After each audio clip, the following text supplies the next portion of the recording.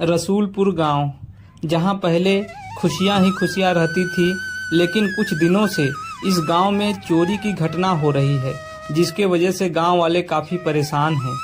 एक लड़की तेजी से चलते हुए अपने माँ के पास जा रही है। वह लड़की माँ के पास जाके कहती है, माँ, आप यहाँ बैठ के फोन पे बात कर रही हैं? उधर गांव में चोरी हो गई है, बड़ी परेशानियों से बीत रहा है। चोर भी पकड़ में नहीं आ रहा है। इधर चोरी करने के बाद खर्रू नाम का चोर खुशी पूर्वक निडर होके आराम से अपने घर में चारपाई पे सोया हुआ है। फिर वो उठता है, उठ के बैठ के चाय की चुस्कियां लेने लगता है और खुद से ही मन बात करता है कि इस बार गांव में काफी अच्छे और अमीर लोग हो गए हैं, उन्हें चोरी करके बड़ा आगे बढ़ जाऊंगा मैं। फिर वह खड़ा होता है और आगे चलने लगता है।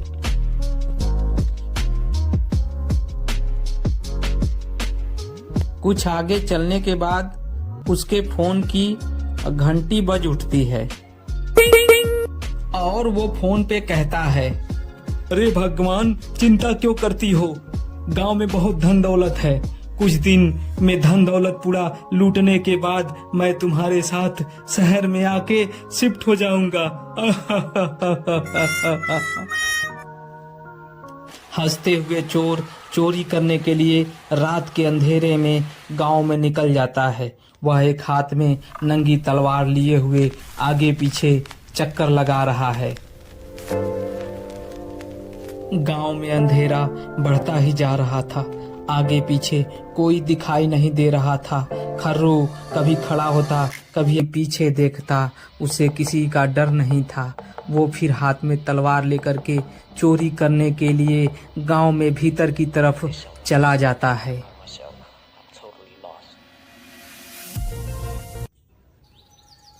कुछ समय बाद वह रुपयों से भरा हुआ बैग लेकर के वापस तेजी से चलते हुए लौटता है। फिर वहीं पे खड़े होके कहता है, गांव वालों, तुम्हें मैं पूरा का पूरा लूट लूंगा।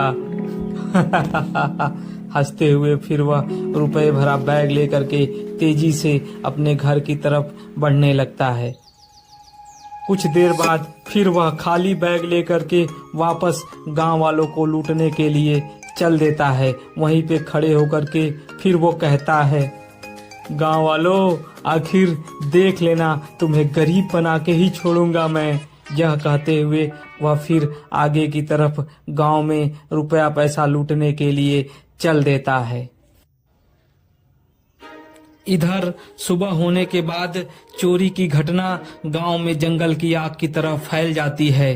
बार बार चोरी होने के कारण गांव के लोग काफी परेशान हैं। वो आपस में बहुत देर तक इस चोर के विषय में जानकारी प्राप्त करने के लिए बातें करते हैं। वो काफी परेशान हो चुके हैं उस चोर से। इधर चोरी की घटना से परेशान होने के बाद गांव के मुखिया और गांव के कुछ लोग गांव के पुराने मंदिर के पास चोर के पकड़ने के लिए कुछ गुप्त बात विमर्श करते हैं। वो चोरी चुपके योजना बना करके उस चोर को पकड़ने की इच्छा अपने अपने द्वारा व्यक्त करते हैं। मुखिया जी कहते हैं कि मैं उस चोर को अवश्य ही पकड़ लूंगा और जिस दिन वो चोर पकड़ा गया ना, उस दिन उसे मैं अपने लातों से मार मार करके उसका जान ले लूंगा, अपने पैर से उसे कुचल डालूंगा। अगले दिन सुबह होते ही गांव का एक आदमी गुप्त रूप से गांव के हर लोगों के पास जाता है।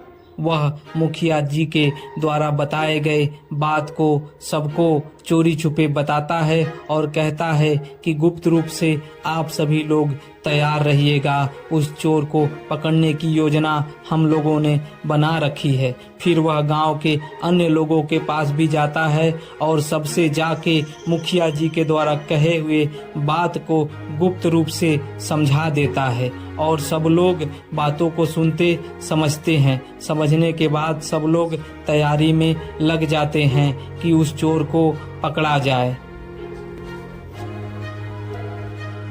शाम होते ही योजनाबद्ध तरीके से सोने के सिक्कों को मंदिर के दरवाजे पे रख दिया जाता है ताकि चोर उसे लूटने आए और पकड़ा जाए। इधर चोर सोने की बात सुन करके बड़ा खुश होता है और कहता है, अब तो पूरा सोना लूट के मैं इस गांव से फरार हो जाऊंगा और कभी वापस लौट के इस गांव में नहीं आऊंगा। मैं शहर में जाकर अपनी गर्लफ्रेंड के साथ मजे उड़ाऊंगा। ढेर सारे सोने के सिक्के को देखकर चोर शांत मुद्रा में खड़े हो जाता है। फिर वह जैसे ही सोने को उठाने के लिए नीचे मुड़ता है, तभी गांव वाले लोग एकत्रित होकर उसके ऊपर हमला कर देते हैं। वो बार बार खुद को कहता है कि नहीं, मैं ऐसी गलती नहीं करूंगा, छोड़ दो मुझे। फिर वो गांव वाले उसे मिलकर मारते रहते हैं और मारते मारते पैरों से कुचलते कुचलते उसकी हत्या कर देते हैं और वहीं पे वो लहूलुहान हो जाता है। उसके शरीर से खून बहता रहता है।